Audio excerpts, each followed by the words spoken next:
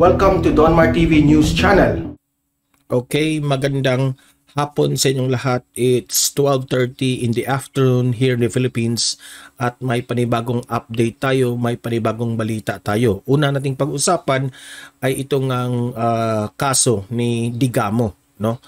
Tungkol kay Marvin Miranda, no? Na haharap raw ito na patong-patong na kaso. At yung Special Task Force raw naghahanda na rin para sa ikakaso ditong si Congressman Teves. Yan, pag-uusapan natin yan. Pangalawa nating pag-uusapan, itong si Chris Aquino, mismo ang kanyang anak na si Bimby, may panibagong update tungkol sa kanyang health at sa kanyang kalagayan ni Chris Aquino. Kaya yan, pag-usapan natin itong topic na ito. Pero bago ang lahat, help me na i-like at i-share itong video natin sa Facebook at sa YouTube para kakalat ito sa taong bayan. Okay? Sabay-sabay tayong mag-like and share. 1, 2, 3, go! Thank you very much. And also guys, subscribe, follow Donmar TV para lagi kayong updated sa mga panibagong balita natin. Okay? Sabay-sabay tayong mag-follow and subscribe. 1, 2, 3, go! Thank you very much. So, unahin natin itong na dakip nilang si Marvin Miranda Ihalaman, na isa raw ito sa mga mastermind dito sa pagkamatay ng governor ng Negros na si Ruel Ragay Digamo. Okay? Sabi dito sa balita, patong-patong na kaso ang kakaharapin nitong si Marvin Miranda. At may video na akong ipapakita sa inyo tungkol dito sa mga detalye tungkol kay Marvin, okay? At itong si Special Task Force Digamo na binuo ng ating Presidente Bongbong Marcos ay naghahanda na rin sa ikakaso nila kay Congressman Teves. Sabi pa nga ni Remulla, yung mga ibang suspect ay ang tinuturo ay si Congressman Teves. Yan, di natin yan what do you call that one? Talagang masay na talagang totoo yung mga sinasabi ng mga suspect, not unless ma-investigate na ito sa formal at sa yung meron na talagang judge during sa husgado. Okay? So panoorin natin itong balita ng GMA at magre-react tayo. Okay? Let's play the video. Pinakakasuhan, kaugnay sa pagpatay kay Negros Oriental Governor Ruel Digamo ang isa sa mga mastermind umano sa krimen na si Marvin Miranda. Magpupulong naman sa Martes ang Special Task Group Digamo para sa paghahain ng mga reklamo laban kay Congressman Arnie Teves at iba pang nasasangkot sa kaso. Saksi, si Salima Refran. Patong-patong na kaso ang isasampa laban kay Marvin Miranda, isa sa mga mastermind sa pagpatay kay Negros Oriental Governor Ruel Digamo at 8 iba pa. Base sa mga extrajudicial confession ng mga miyembro ng binuong assault team, ayon sa state prosecutors, di maikakaila na malaki ang naging papel ni Miranda sa pagpaplano at pagsasagawa ng assassination plot laban sa gobernador. Nahuli si Miranda na nagtatago sa isang resort sa Barbasa Antique noong 1 linggo. Nung first 4 pa lang, ang unang bukang bibig nila talaga, Marvin was really part of it. As a mastermind, we didn't expect him to cooperate. Yung mga nagiging pawn lang talaga. Yung mga... So, ibig sabihin ni SOJ Remulla, tungkol dito kay Marvin Miranda, hindi na nila masyadong aasahan sa kanilang mga questions, no? Dahil hindi raw nagpa-participate ang sa mastermind, no? Pinangunahan na ni Remulla. Doon na lang sila umaasa sa mga players raw, yung sabi niyang mga cast players daw. Okay, itong ibang suspect yun, na hindi mastermind. Doon sila mas maniniwala. Mga beat players o kaya yung mga ibang actors, yun na nagko-cooperate pero never really the masterminds. Kagabi, binisita ng kanyang ina at kaanak si Miranda sa NBI, kasama ang kanilang abogado. Gusto ko makita si Marvin. Kulang siya makita.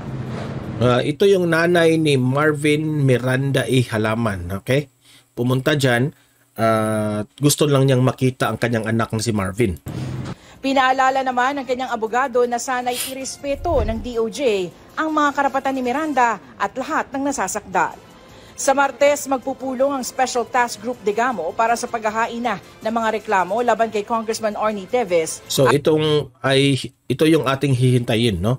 Na talagang makakasuhan na itong si Congressman Teves, no? Sabi nila itong Special Task Force Digamo na binuo nila, no? Na talagang meron ng formal na kaso itong si Congressman Teves dahil ito rin ay yung hinihintay ni Atty. Topacio, yung legal counsel ng mga Teves. Okay, ito yung gusto nilang mangyari na so that they can defend sa kanilang sarili. At iba pang nasasangkot sa kaso.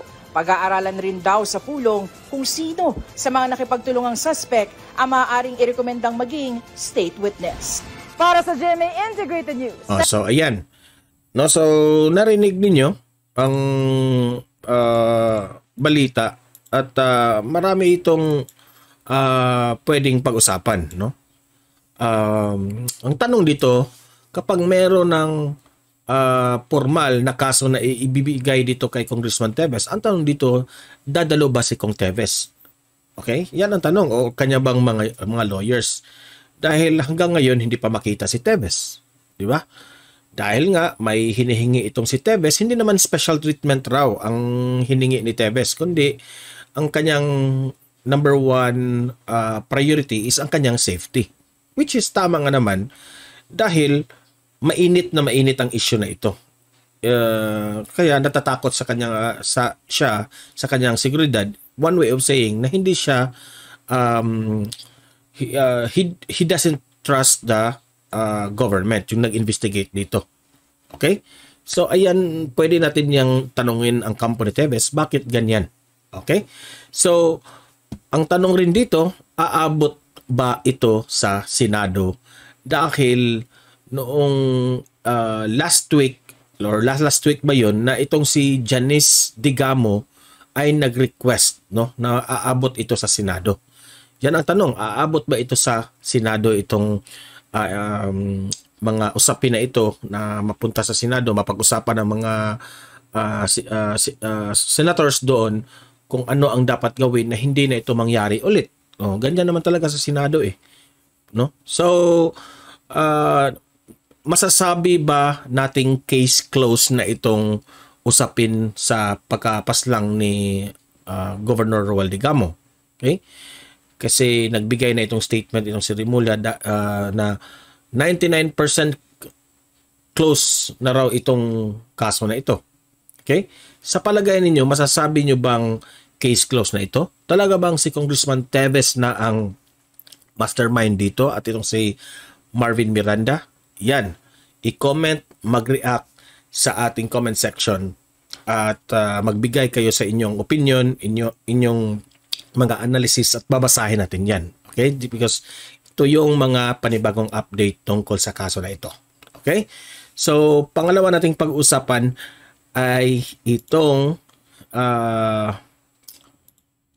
tungkol dito kay Chris Aquino. Okay, binalita ito ng Manila Bulletin. Itong si James Carlos Aquino Yap, ito pala yung tunay na pangalan ni Bimbi. James Carlos Aquino Yap Jr. So, Bimbi is yung nickname niya.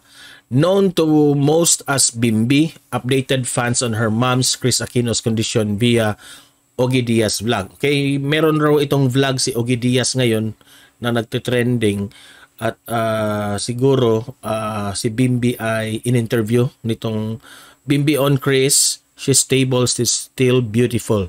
Chris Aquino's son Bimbi shares some good news about her mom amid her ongoing treatment. So ayan, sa vlog siguro ito ni Ogie Diaz na tinanong itong si Bimbi sa kalagayan ng kanyang nanay. Nakita ko nga, nabasa ko yung article, no?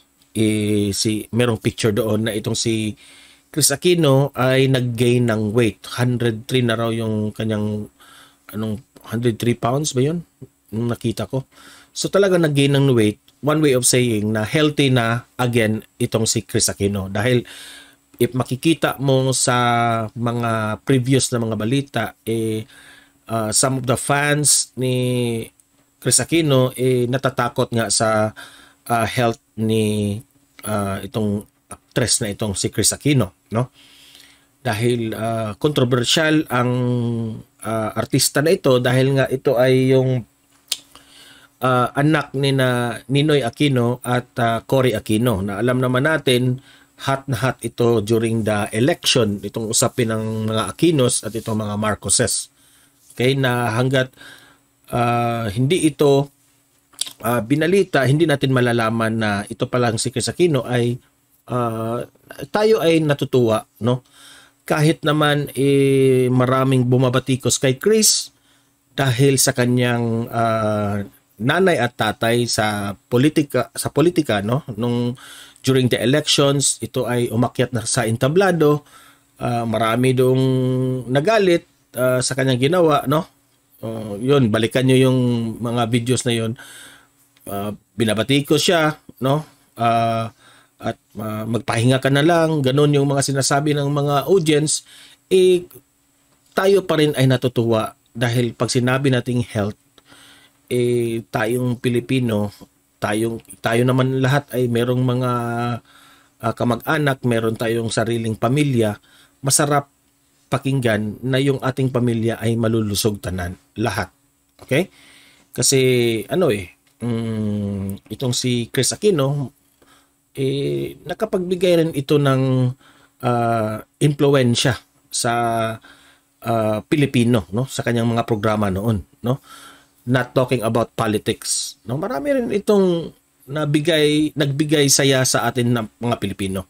So kaya tayo, no, kahit hindi tayo pabor sa kanyang nanay tatay, ma-yellow ka man o mapula ka man tayo dito sa politiko, lahat naman tayo ay naghahangad ng mabuting kalusugan sa ating sarili, di ba? So I would like to congratulate Kris Aquino and the rest of the family members na talagang okay na ang kalagayan ng inyong nanay na si Kris Aquino at patuloy yan ng ating kalusugan, no? Na ngayon naman ay Holy Week, no? So bigyang pansin ng ating mga pamilya, no? I hope itong pamilya ni na Kris Aquino ay makapagbigay ng mataas na panahon during this Holy Week. Okay? So guys, libre kayong mag-comment, mag-react tungkol dito ni Kris Aquino sa kanyang kalagayan. Ano ang masasabi nyo? Ano yung wish nyo sa kanya, no? At magbigay ng inyong opinion. Babasahin natin dyan. Okay? So, help me na i-like at i-share tong video natin sa Facebook at sa YouTube para kakalat naman ito sa taong bayan. At subscribe, follow Don Mar TV para lagi kayong updated sa mga balita na kagaya nito. Caveman Coffee, this is available sa Shopee. Bilhin na kayo because it's 22% off. Itong ating t-shirt na BBM Sara na very colorful Don Mar TV t-shirt, bilhin na rin kayo sa Shopee bilang suporta nyo sa Don Mar TV. See you in my next video. Have a great day and God bless sa inyong lahat.